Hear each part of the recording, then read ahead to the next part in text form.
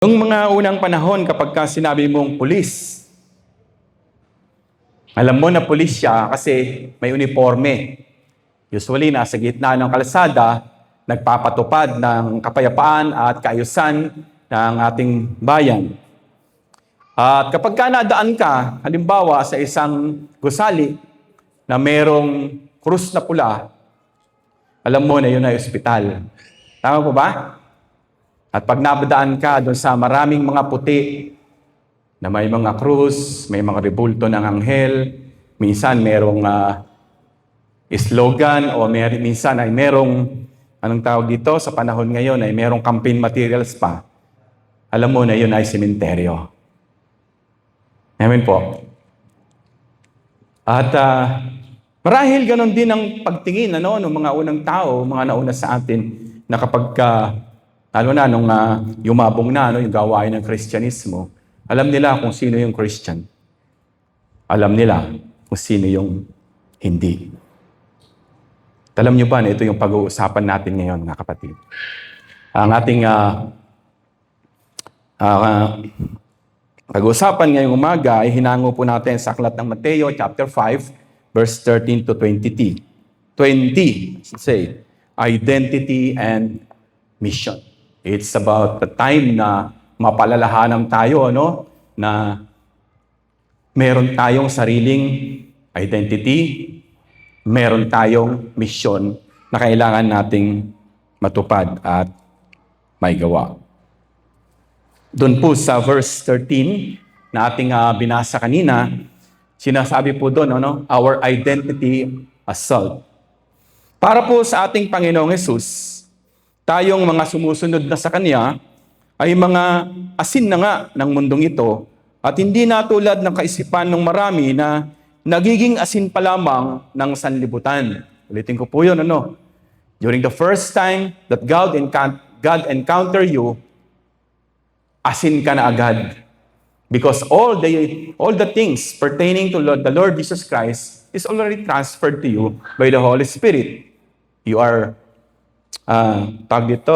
you are encouraged, you are pinalakas ka na niya, binigyan ka na niya ng karapatan na makibahagi sa kanyang kaharian. In the same manner, meron siyang ini-expect sa'yo. Ganun po yun, Subalit, marami sa ating panahon ang nalilito sa ganitong pananaw. Kung kaya kapag pinag-uusapan ang maglingkod, ang dumalo o maging bahagi ng gawain ng ministeryo, they used to claim na hindi pa sila ready. Di pa handa, next time na lang po, at maraming katulad nito. Marahil hindi pa rin nila tiyak sa kanilang sarili ang tungkol sa kaligtasang ipinagkaloob na sa kanila ni Jesus. Or nang dahil sa maraming alalahanin, mas minabuti pa nila ang maghintay, magmasid, o sabi nga ng ating mga pangkasalukuyang henerasyon, wait lang muna.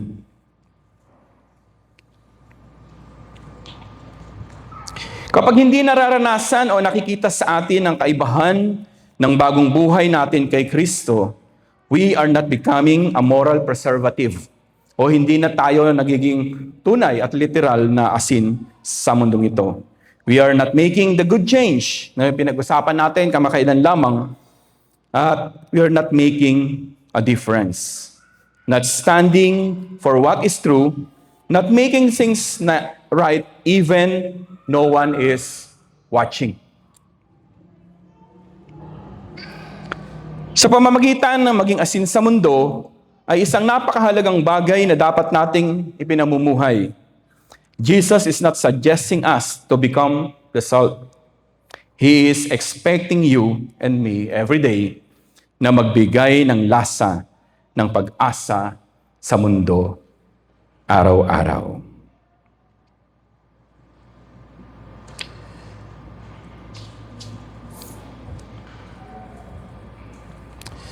Sabi po ni Oswald Chambers, if we always say to act until we feel like it, we might never do anything at all. Kung ang lagi nating pinangatwiranan daw sa ating sarili na hindi pa tayo ready, next time na lang. wala nga raw tayong magagawa. Sinasabi po dun sa John 14:12, and let me read it to you, Very truly I tell you, all who have faith in me will do the works I have been doing, and they will do even greater things than this, because I am going to the Father. Inaasahan tayo ng Panginoon bilang asin at ilaw ng mundong ito na ipagpapatuloy natin yung misyong iniwanan niya sa atin. Amen po ba? At ang sabi pa doon, you can do greater things. Hindi natin mahihigitan yung ginawa ng ating Panginoon, subalit kung uunawain nating mainam ang sinasabi sa John 14:12, yung greater things doon na sinasabi po niya is because He will going to send us. We will occupy more spaces. Idadala niya tayo sa maraming mga lugar pa kung saan hindi pa naririnig ang balita ng kaligtasan. Ito yung Great Commission. At sometimes, we fall behind dahil hindi natin naunawaan ang mga bagay na ito. Oswald Chambers is right nang sinabi niya po ngayon, na if we always wait to act, wala tayong magagawa. Tama po siya. And we are indeed losing a lot of opportunity. Serving the Lord ay di nakabatay sa ating damdamin. Ang pagiging disipulo ay hindi nakasalig sa ating pangkasalukuyang kalagayan o emosyon. Kung natatandaan nyo, yung the first 4 disciples, hindi naman talaga sila ready. Amen po ba? They were there. Nakita ng Panginoong Jesucristo. Nag-aayos ng kanyang lambat. At nung sinawag, come, follow me, and I will make you fishers of men. Without hesitation, sila po ay sumunod na lamang. Pinabayaan ba sila ng Panginoon?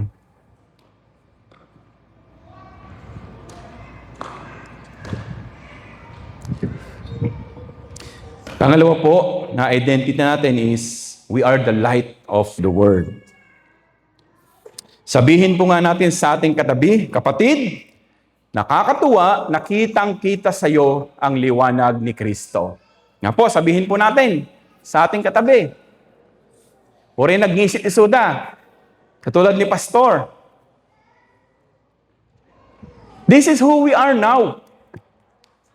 At kung yung kapatid mo ay hindi mo nakakakitaan ng liwanag na meron siya, dapat kinakalabit mo.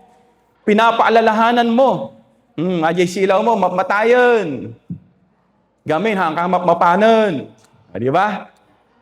So we are the light of this world. Bilang mga disipulo ni Kristo, we need to light up our light every day. Kailangan nakikita ito palagi sa buhay natin.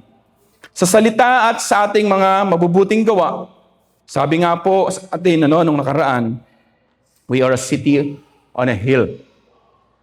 Palaging natatanaw, palaging nagbibigay ng liwanag, palaging nakakakita ng pag-asa, palaging nagiging gabay sa mga kaluluwang naghahanap ng kapahingahan ng pag-asa ng kaligtasan. Maraming mga mangingisda ang hindi alam ang tutunguhin at kung paano babalik sa pampang kung hindi nila natatanaw yung lighthouse o yung parola. So kung meron kayong kakilala na nakatira sa baybayin, malapit sa dagat, sila ay mga mangingisda, alam nila kung nasaan yung parola.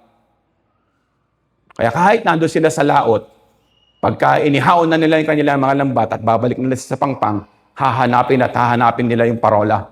Kasi yung gumagabay sa kanila, nasa gitna sila ng dagat. At usually ang parola, mga kapatid, malakas yung kanyang sinag. Umiikot na gano'n yun. Para kahit saang lugar naroon yung mangingisda sa gitna ng dagat, they will always look for it. At pag nakita nila, alam nila, at nagiging payapa sila na hindi sila maliligaw sa pagbabalik. Ito po yung sinisimbolo, mga kapatid, ng pagiging ilaw sa mundong ito. Sabi po, Christian life is meant to be visible, public, and active so others can see our good works, o yung light na sinasabi natin, as the fruit of our faith, and ultimately glorify God. Dahil sa dulot nitong liwanag, payapa at ligtas na nakakabalik yung mga mangingisda at tayo na mga asin at ilaw ng mundong ito, kapag palagi nilang nakikita sa atin yung liwanag na dala ng ating Panginoong Jesucristo at ng Banal na Espiritu, they will know. They will be guided. And eventually, katulad natin, we will learn how to really worship and praise our living God. Palakpakan po natin ang buhay ng mga tao, ng mga disipulo na nauna sa atin na kung bakit nakarating sa atin ang ilaw at asin is because of the works that the Lord did in their lives. Pero may tanong po tayo, paano kung wala kang ginagawa?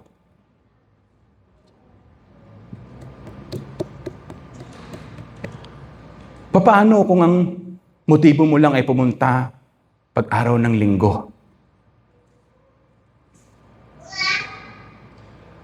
So there is a danger of not doing anything. Hello mga kapatid. May panganib, na kahit tayo ay sinasabing asin at ilaw ng mundong ito, ngunit wala naman tayong ginagawa, may panganib na dala ang walang ginagawa. Walang pakinabang ang asin kung hindi mo ito ihahalo sa ulam o rekado sa ating mga pagkain. Kapag patuloy po tayong passive o walang pakialam, walang ginagawa, walang bahagi sa greater works, yung kanina sa John 14:12, o yung tinatawag natin na Great Commission, it will kill discipleship.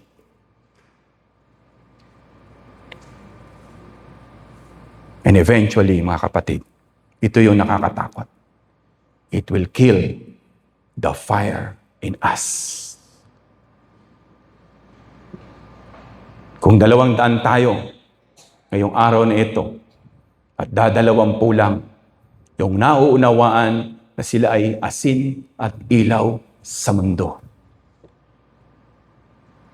Hindi ba napakahirap isipin na instead na mas maraming mapupuntahan, mas maraming mababahaginan, dahil 20 lang yung tinanggap nila, yung kanilang pananampalataya, at yung Great Commission na kailangan maging lagi silang kabahagi nito,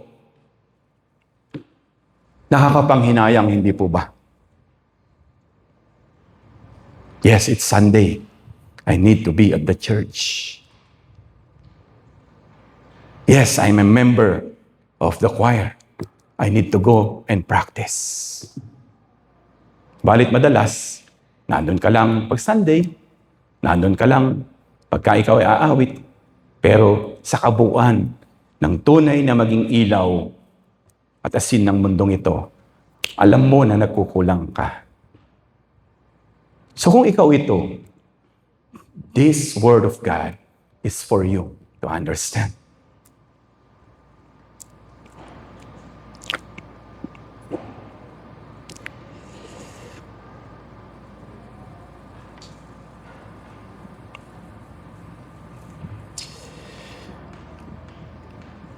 Kung magiging katulad tayo ng mga nauna sa atin, katulad, halimbawa, dito sa ating iglesia na lang, huwag na tayong lumayo. Yung ating kababaihan na kahit nahihirapan sa pagpanhik to sa ating hagdan, o kahit dito po, papanik lang sa 1, 2, 3, 4 na hagdan na ito, makakanta lang. Makapag-practice lang. Hindi po ba nakaka-encourage yung ginagawa nila sa atin? Kahapon, pumanik sila sa bundok. Kumending-kending sila ng konti doon, aba, nanalo pa. Ngayon po. So nakikita natin yung ginagawa nila. They see to it na, uray, bakit done? They can still have their purpose in the Great Commission. Palakpakan po natin ang buhay ng ating mga kababaihan. Kung nakakahikayat tayo ng ibang mga kabataan, halimbawa na mag-aral tumugtog, sumali sa tamborin, hindi ba nagiging pakinabang tayo sa church? Nagiging asin tayo, nagiging patuloy tayong ilaw. Kung nagagamit ang matatamis na ngiti ng ating mga welcoming ministry, di ba feel na feel ng ating mga kapatiran at maging yung ating mga bisita na dumadalo tuwing linggo na sila ay welcome. And we care for them. So God bless the smile and the spirit that our welcoming ministry has. Ang sarap po. Inilagay na natin ito as a specialized ministry natin. Ano po? At kung kayo ay magaling ngumiti, ayan, pwede po kayong maging bahagi ng ministeryo na yon. Tingnan po natin yung mga sunod na po. Sige, yan. Balik mo anak. Yan. Si Oswald Chambers ay hindi niya sinayang yung kanyang pananampalataya. I'm one of the avid fan of his work, yung isang devotional na ang pamagat ay my utmost for his highest. I encourage you to sometime, magbasa po kayo noon. Ang dami niyong mapupulot doon. Sabi ko nga po kanina ng umaga doon sa ating mga kapatid, kung nagsisimula pa lang kayong nagsasalita, wala pa kayong confident, basahin niyo po yung kanyang mga literature doon sa utmost for his highest. Meron siyang topical. Bawa, ang naimbitahan ka na magsasalita ka about prayer. You will find a lot of his writings about prayer. So, nagamit ni Oswald Chambers yung kanyang buhay. Naging patuloy siyang asin at ilaw ng mundong ito. Even wala na siya, maraming nakikinabang doon sa kanyang ministeryo, sa kanyang Panginoon. Ganon din po si Billy Graham. Si Billy Graham, as we all know, is a crusader. Alam niyo po ba na 12 sa mga naging presidente ng US ay naging advisor siya? Spiritual advisor. At yung pang 13 ngayon, at binigyan siya ng tribute, ay itong si Donald Trump. They labored. They see to it that they will live for a purpose in the ministry of the Lord who saved them. At syempre, hindi natin makakalimutan, yung ating si John Wesley. Of course, hindi tayo nagsasama-sama dito. We do not learn the doctrine ng ating pagiging kaisang Metodista kung wala yung trabaho niya na nagsimula siya dun sa mga coal miners. He talks on the street. He defend what he knows sa kanyang pananampalataya sa kanyang Panginoon. Even his families become Christians. Yung mga inaawit natin ng mga himno, produkto yan ng magkapatid. Marami po dyan, na sinulat ni Charles Wesley. Si Rick Warren ay naging bahagi din po ng ating discipleship program.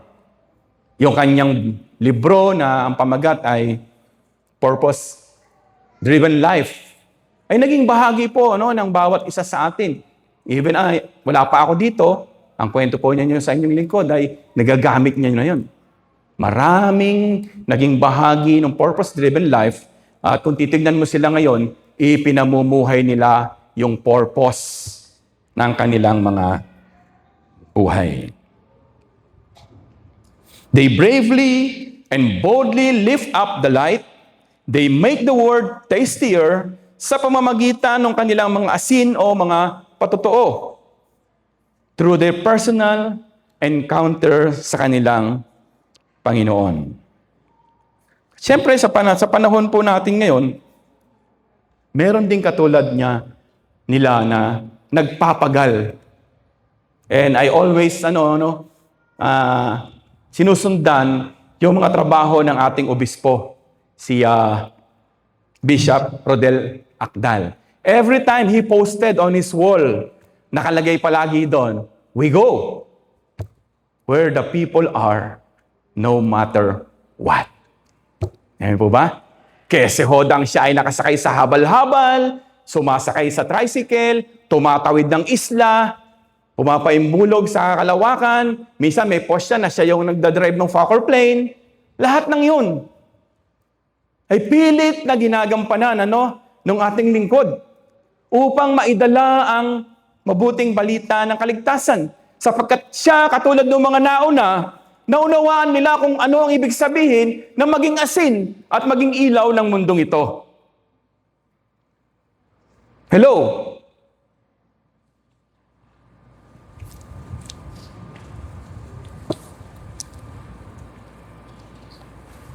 Sabi po doon, do not just fit in, but influence the world through your good works and active faith in Christ. Huwag tayong basta na lang umuupo. Huwag tayong basta na lang nakikinig. Huwag tayong basta na lang tinatanggap ang mga bagay na minsan hindi natin lubos na nauunawan. Hindi natin nararanasan. Si Martin Luther King Jr. ay minsan ay nagsalita. Sabi po niya, we must learn to live together as brothers or perish together as fools. Kung hindi tayo magkakaisa bilang mga magkakapatid kay Kristo, papanaw tayo sa mundong ito bilang mga hangal. Walang nagawa, hindi natuto, at walang pag-asa tayong ipapamana o iiwan sa mga susunod na henerasyon.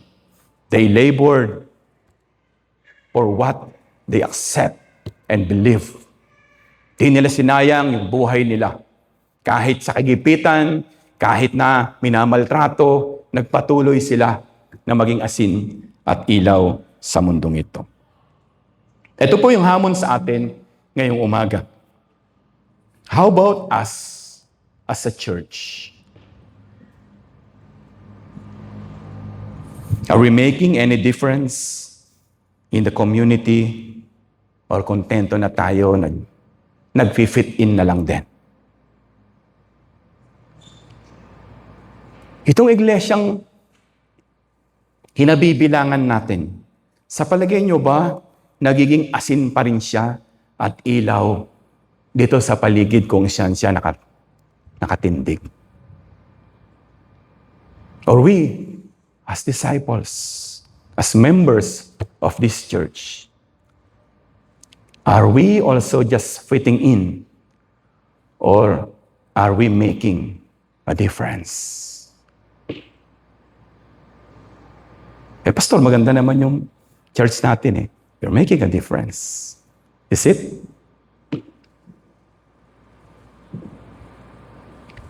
And lastly,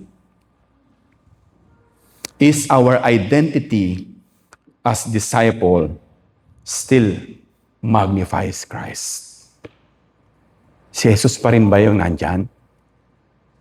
Si Jesus pa rin ba yung dinadala mo sa mga kaibigan mo, sa mga bahay, sa mga lugar, kung saan ka naroon? Are they still see and taste the light and the salt that you are? And lastly,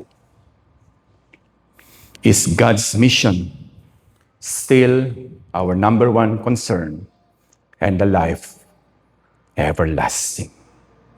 There is a call to action in the midst of us today. And we need to be part of that great purpose, of that great commission. Let us continue to lift up the light. Mas pasarapin natin ang mundong ito sa pamamagitan ng ating mga patotoo at buhay na sinuko sa ating Panginoon. Magandang umaga po. Ito po ang mensahe ng ating Diyos.